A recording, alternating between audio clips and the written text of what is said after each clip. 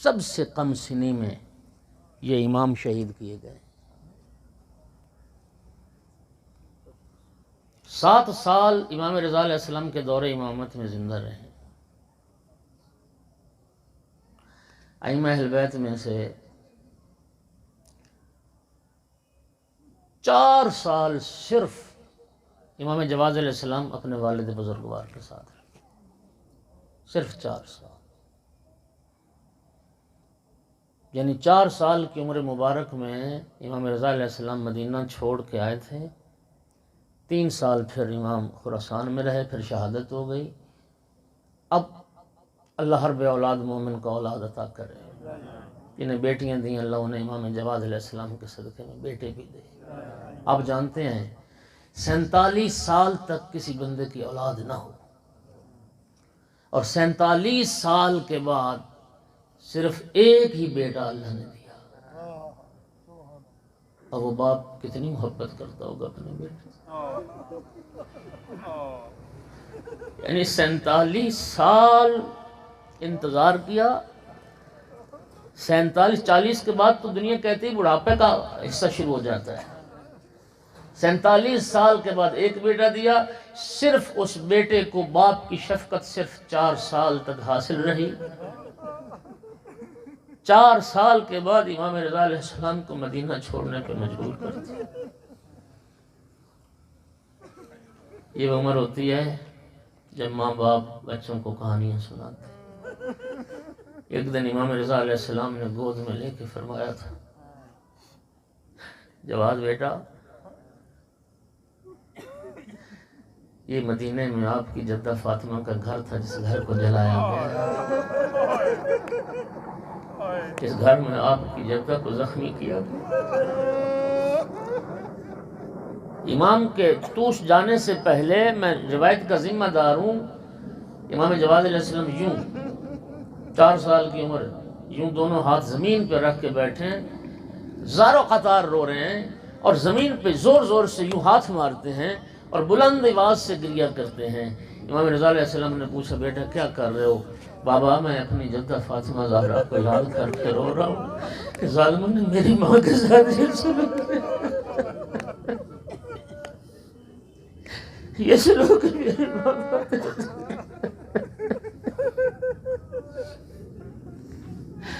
اور آپ جانتے ہیں کہ جب امام رضا علیہ السلام کو مدینہ سے توس لے جایا جا رہا تھا، میں لفظوں کا ذمہ دار ہوں، نانا کی قبر پہ آتے امام رضا علیہ السلام ودا کے لیے، باخدا روایت موجود ہے، سلام آخر کرتے، نانا میرا سلام کرو۔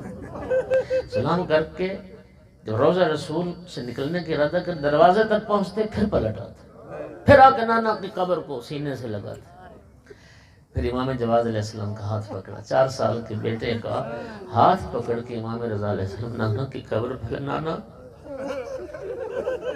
نانا میں جواد کو آپ کے حوالے کر کے جا، نانا میرا بیٹا جواد آپ کے حوالے۔ اور امام رضا علیہ السلام ہمارے ائمہ میں وہ واحد مظلوم امام ہیں جنہوں نے مدینہ چھوڑنے سے پہلے فرمایا تھا، 18 یا 19 بیٹیاں تھیں امام موسیٰ کاظم کی، یعنی مولا رضا کی بہنیں تھیں۔ یہ واحد خدا کی قسم امام ہے، روایت کہتی ہے مدینہ چھوڑنے سے پہلے مولا رضا نے اپنی بہنوں کو،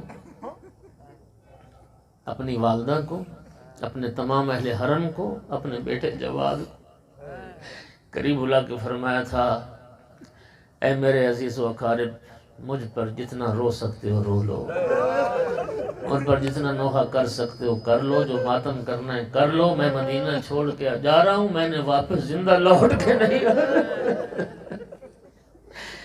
امام جواد وہ امام ہے جنہوں نے بابا کی زندگی میں بابا کی غربت پر ماتم کیا، اور ام الفضل مامون کی بیٹی ملعونہ، جس کے ساتھ مامون نے مجبور کر کے امام محمد تقی کا عقد پڑھایا تھا۔ ہمارے ائمہ کی مظلومیت کی عجیب داستان ہے۔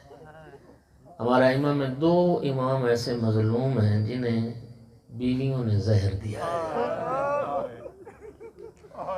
امام حسن مجتبی علیہ السلام جودہ ملونہ نے زہر دیا اور امام جواد علیہ السلام کو ام الفضل بنا۔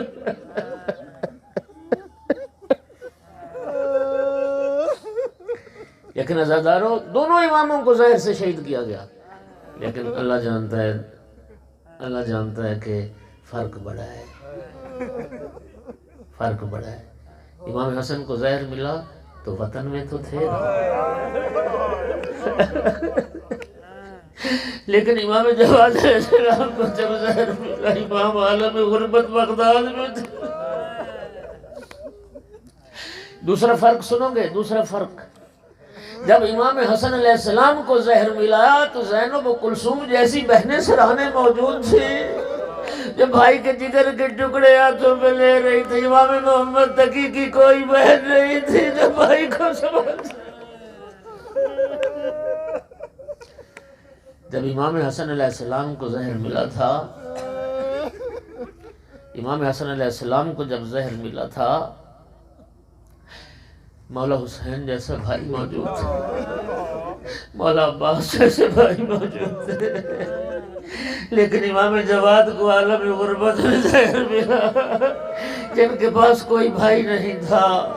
امام حسن علیہ السلام کو زہر ملا، روایتوں کا ذمہ دار ہوں جناب قاسم ابن حسن، جناب عبداللہ ابن حسن اور حسن ابن حسن، یہ بیٹے موجود تھے، اور امام حسن کبھی عبداللہ کو سینے سے لگاتے کبھی قاسم کو، لیکن امام جواد کیا کرے، ایک بیٹا وہ بھی بچپن میں، وہ بھی مدینے میں موجود۔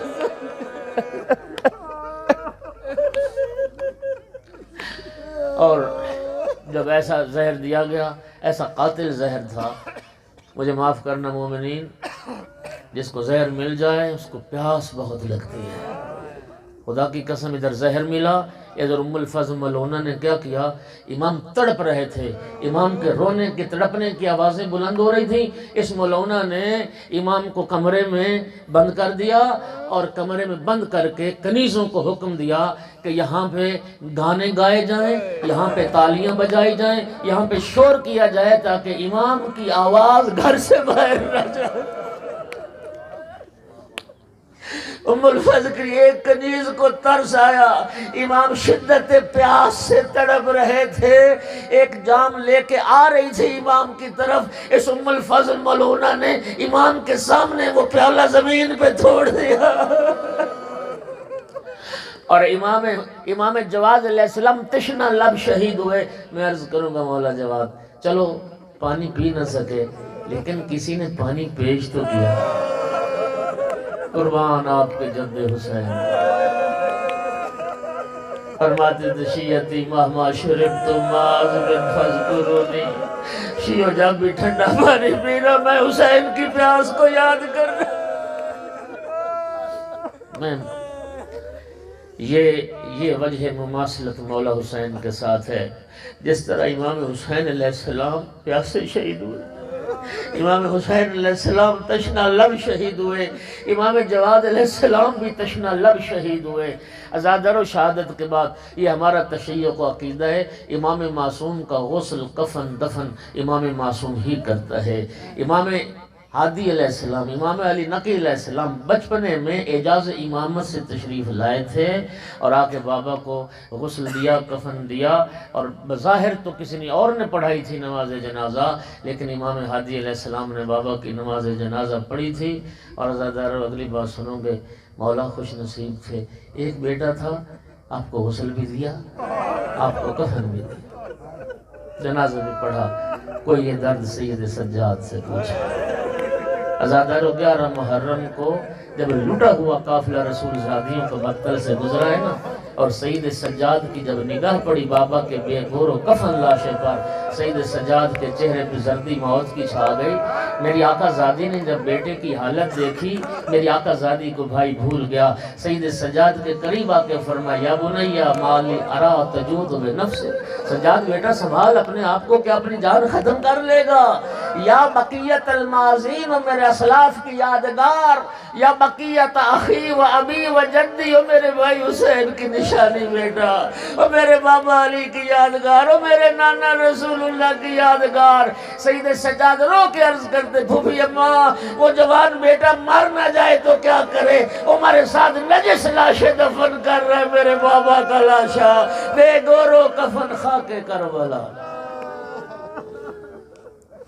الا لعنت اللہ علی القوم الظالمین وسیعلم الذین ظلموا ایام منقلبین ينقلبون۔